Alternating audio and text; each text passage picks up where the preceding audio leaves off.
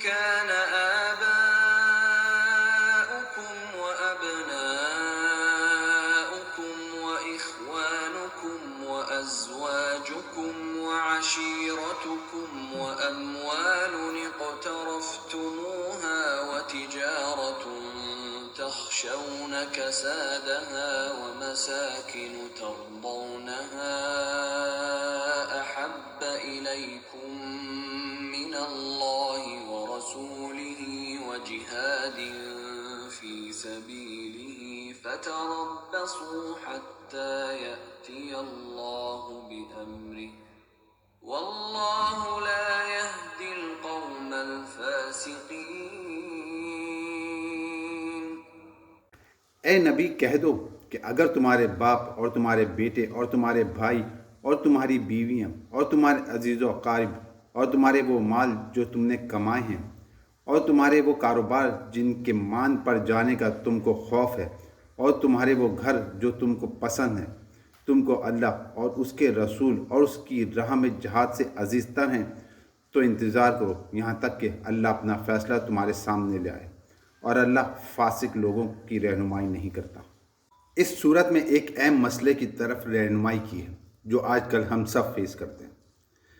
جب ہمارا کوئی حاکم وقت ہمیں غلط کام کے لیے کہتا ہے تو ہم بنا چون چرا اس کام کو کرنے کے لیے لبیک کہتے ہیں، حالانکہ کوئی بھی ایسا کام جو قرآن اور سنت کے خلاف ہو وہ آپ نہیں کر سکتے۔ اس کا جواب آپ کو دینا پڑے گا محشر کے دن۔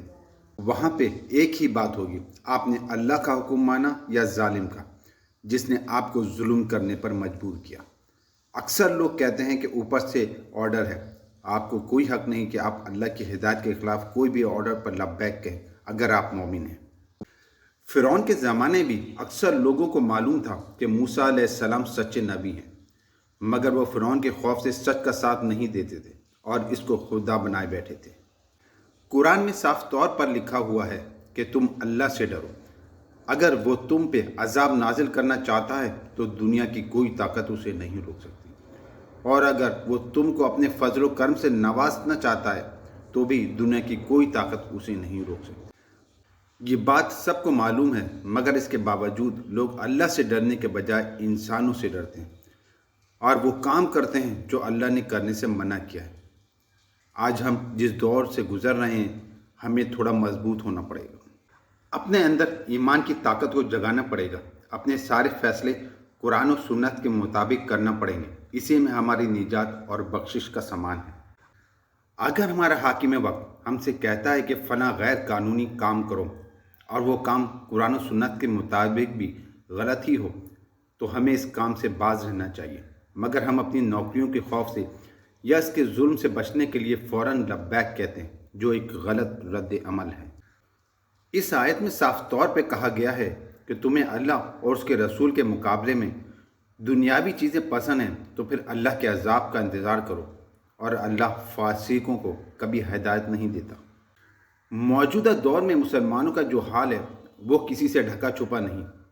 بظاہر ہم نے کافروں کو اپنا خدا بنا رکھا ہے، ہمارے اپنے ملک کے اہم فیصلے کافروں کے ہاں اور نہ پر منحصر ہوتے ہیں، حالانکہ قرآن نے صاف طور پہ کہا ہے کہ ان کو اپنا دوست نہ بناؤ۔